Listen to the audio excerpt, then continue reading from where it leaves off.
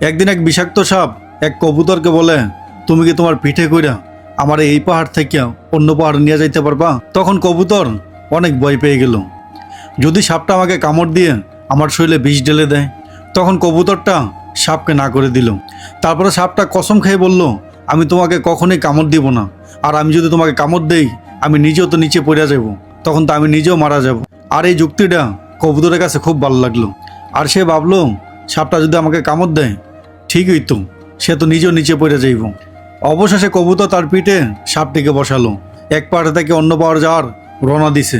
যখন নাকি অন্য পাহাড়ের কাছাকাছি সে আসছে, তখনই সাপটা তার বিষাক্ত দাঁত দিয়া ওই পাখির মুখে মেঁধে কামড়িয়ে ধরছে। তখন কবুতর অসহায় হইয়া তাকে বলতাছে, তুমি এরকম কাজ কেন করলা?